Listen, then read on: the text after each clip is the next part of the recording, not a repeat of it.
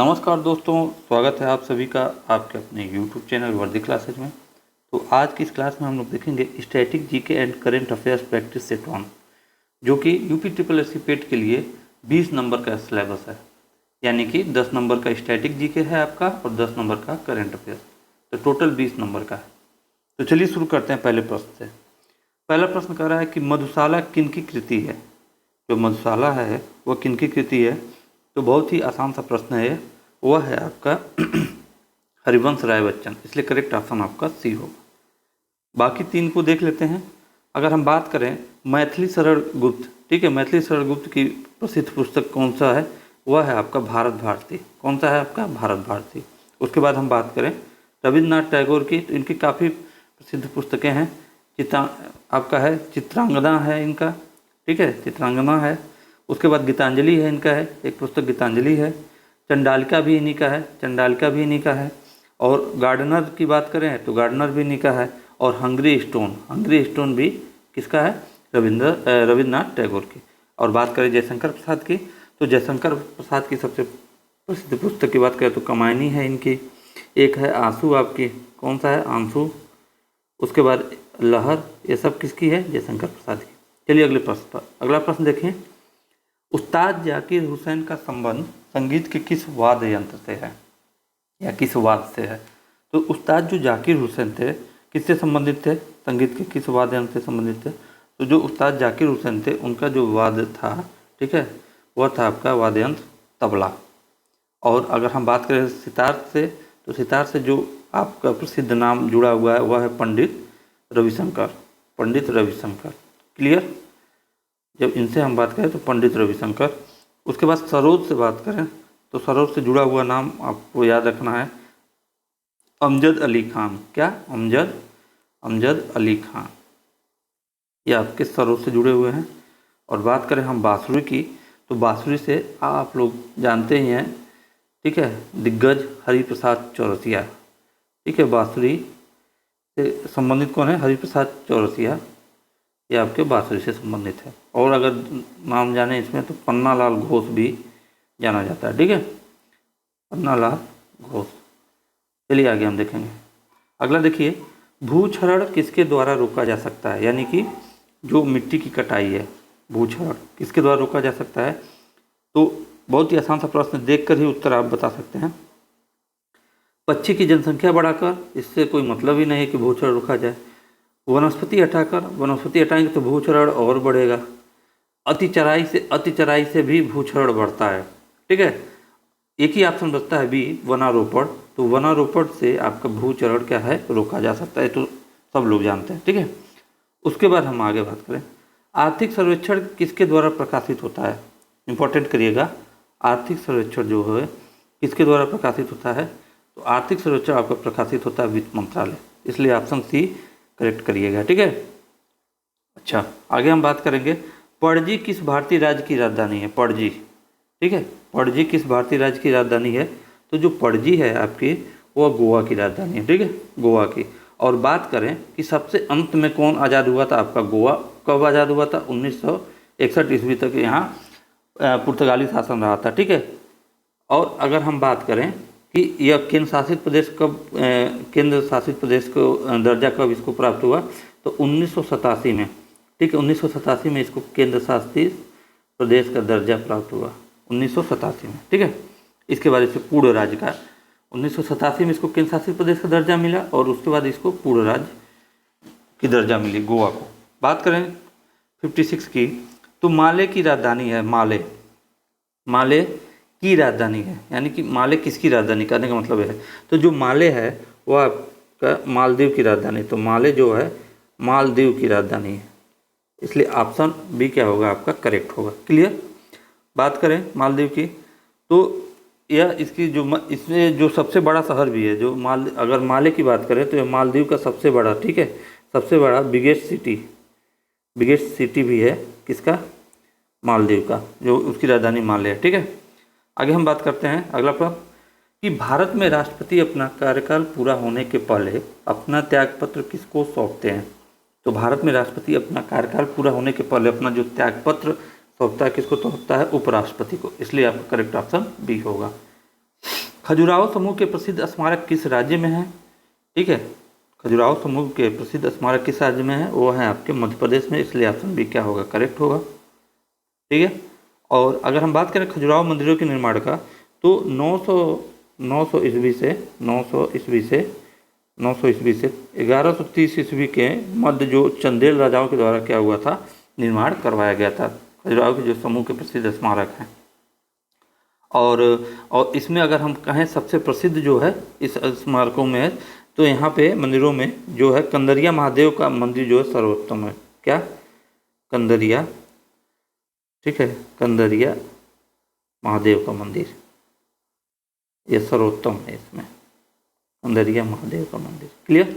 चलिए आगे हम बात करें। अब देखिए, शांति और विकास के लिए विश्व विज्ञान दिवस कब मनाया जाता है? विश्व विज्ञान दिवस कब मनाया जाता है? तो वह मनाया जाता है आपका 10 नवंबर को, इसलिए ऑप्शन बी क्या होगा? करेक्ट होगा। तो हर वर्ष शांति और विकास के लिए विश्व विज्ञान दिवस मनाया जाता है। ठीक है, और अगर हम बात करें, एग्जाम में पूछ दे कि इस वर्ष का थीम क्या है विज्ञान 2022 का, ठीक है, विज्ञान दिवस का, विश्व विज्ञान दिवस का थीम क्या है? तो वह है आपका सतत विकास के लिए। इसको भी ध्यान रखना है, एग्जाम के पॉइंट ऑफ व्यू से इम्पोर्टेंट है। सतत विकास के लिए, सतत विकास के लिए आपका क्या है? विज्ञान और प्रौद्योगिकी, विज्ञान, ठीक है, विज्ञान और प्रौद्योगिकी में एकीकृत दृष्टिकोण, इसको ध्यान रखिएगा, एकीकृत दृष्टिकोण। तो यह इसका इस वर्ष का थीम है। चलिए आगे हम बात करें, विश्व एड्स दिवस कब मनाया जाता है? तो विश्व एड्स दिवस जो है वह मनाया जाता है आपका 1 दिसंबर को, इसलिए ऑप्शन बी क्या होगा? करेक्ट होगा। तो वर्ष भर में एड्स से जागरूकता, एड्स जैसे गंभीर बीमारी के बारे में जागरूकता फैलाने के लिए प्रत्येक 1 दिसंबर को, मतलब जो हर साल के 1 दिसंबर को विश्व भर में क्या मनाया जाता है? एड्स दिवस मनाया जाता है। आगे हम बात करें 61, देखिए, उत्तर प्रदेश में राज्य व्यापी अग्नि सुरक्षा सप्ताह का आयोजन किया गया। ठीक है, तो वह आपका किया गया 14 से 20 अप्रैल, ठीक है, 14 से 20 अप्रैल, ठीक है, 2022 तक। ऑप्शन बी क्या होगा? करेक्ट होगा। अप्रैल 2022 में किस राज्य में जल मार्ग कॉन्क्लेव 2022 का आयोजन किया गया? ठीक है, देखिए लेटेस्ट करंट अफेयर्स है, क्योंकि करंट अफेयर्स आपको तैयार करना होगा। तो 1 जनवरी 2022 से एग्ज़ाम तक का अगर तैयार करेगा, मैक्सिमम 1 जनवरी 2022 से एग्ज़ाम तक, या यूँ कहें एग्ज़ाम लेट हो तो एग्ज़ाम से 6 मंथ के पहले का करंट अफेयर्स आप तैयार रखिएगा।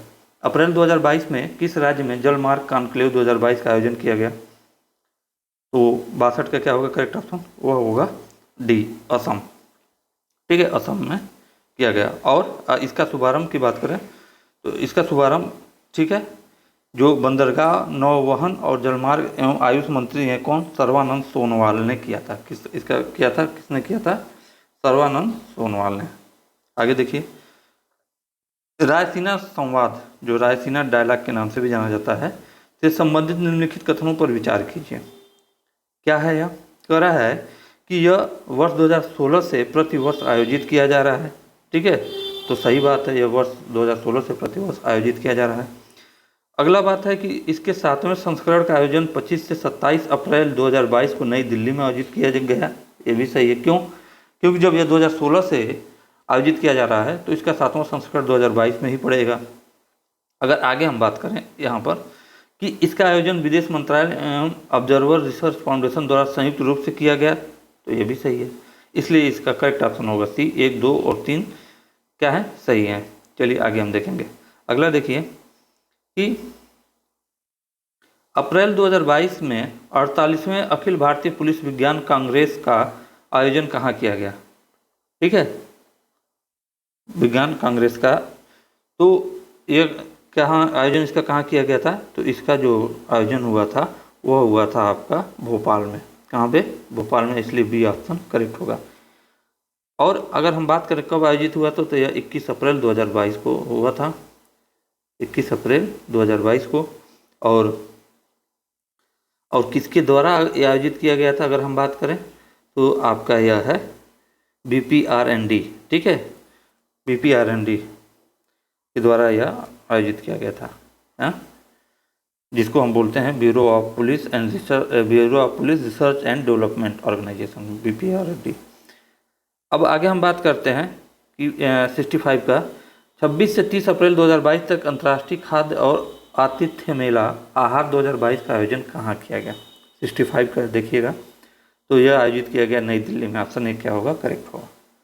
इससे किससे संबंधित है, भारत व्यापार संवर्धन संगठन के सहयोग से कृषि और प्रसंस्कृत खाद्य उत्पाद निर्यात विकास प्राधिकरण द्वारा यह आयोजित किया गया था, ठीक है। भारत व्यापार संवर्धन, ठीक है, और कृषि और प्रसंस्कृत खाद्य उत्पाद निर्यात जो विकास प्राधिकरण है उसके द्वारा यह आयोजित किया गया था अंतर्राष्ट्रीय खाद्य और आतिथ्य मेला आहार 2022। बात करें अगले प्रश्न की, IRAD परियोजना को किस प्रदेश या केंद्र शासित प्रदेश या राज्य में लॉन्च किया गया। तो 66 का हो जाएगा आपका डी, क्या, चंडीगढ़ में। समझ गए। और क्योंकि यह है क्या IRAD, तो IRAD क्या है, यह सड़क परिवहन और राजमार्ग मंत्रालय की एक पहल है। इस प्रणाली को भारतीय प्रौद्योगिकी संस्थान IIT मद्रास ने विकसित किया। अगर पूछा जाए इसको विकसित किसने किया, तो इसको विकसित किया था आपका IIT मद्रास ने। इस चीज़ को आप लोग ध्यान में रखेंगे।